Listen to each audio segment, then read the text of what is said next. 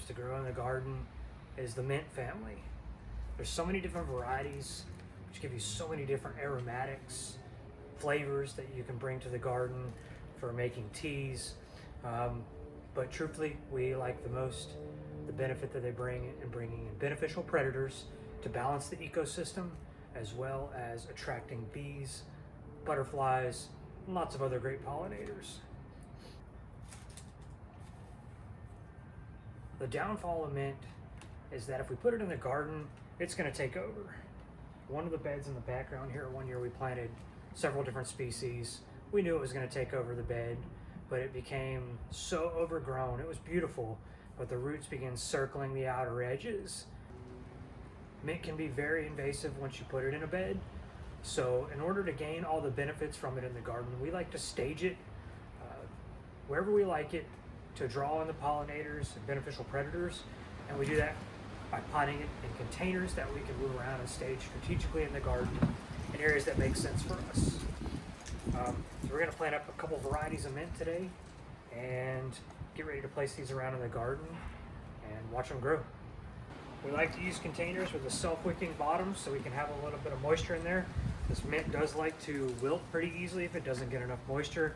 You can see here, this one, it's been sitting out here for a couple days. We've watered it, but not real happy today. So we're going to get it potted up and get it happy again. We always want to start with the best quality soil we can. We're starting off with some veggie and herb soil from our friends at Heirloom Soil.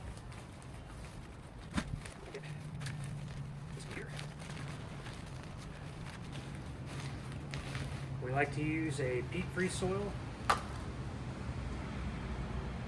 You can see here, there's probably peat in this mix here, a grower's mix, and it's beginning to harden up and crust up on the top, which will in turn prevent it from accepting water if it continues to dry out. So we're going to pot this up using a cocoa coir based soil with some expanded shell, leaf mold compost,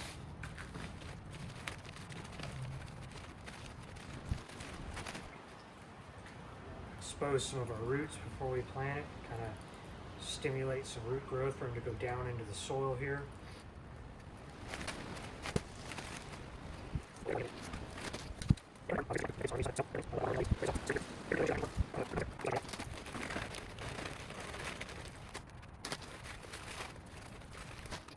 basis of all good plant growth starts with the soil, a nice healthy living soil. So we always choose to go with the best quality soil that we can, or that we have the best success with.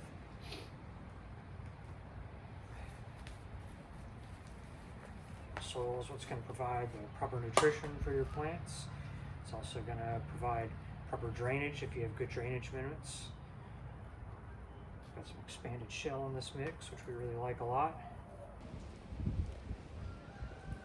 Cement's known to be invasive because as it grows out and it will touch the soil, it can touch it on the ground in another container or just in the bed in general, and it will grab hold and it will root and kind of repropagate itself. That's why it's one of the easiest plants to take cuttings from. We can easily take a cutting off any of these plants and propagate them, multiplying our plants. If we want to space them out in other locations in the garden, depending on how much space we have, or repot them in other containers for other locations. Mint's also a very interesting plant because you can go from different varieties and notice different textures in the leaves. You can also notice differences in the size of the leaves. So it's a very unique plant with so many different varieties. So when we're potting in containers, it's really important to take a look at the bottom. Most of your containers don't have pre-drilled holes in them. Some have markings like this where you can punch through. So we want to make sure that we get plenty of drainage so that our root system doesn't stay too wet and our soil drains and moisture goes out.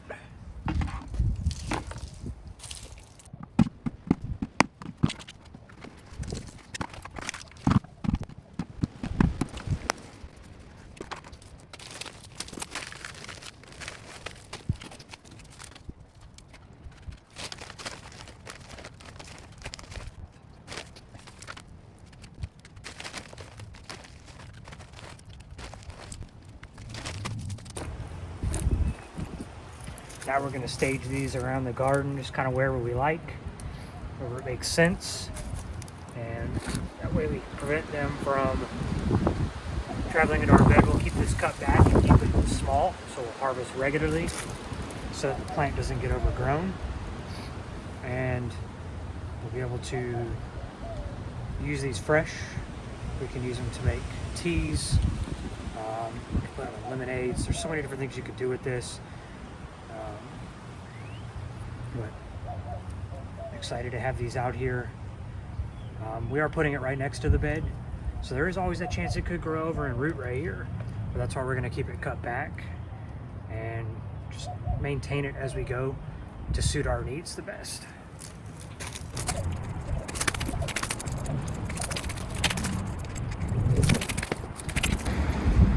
And there we have it.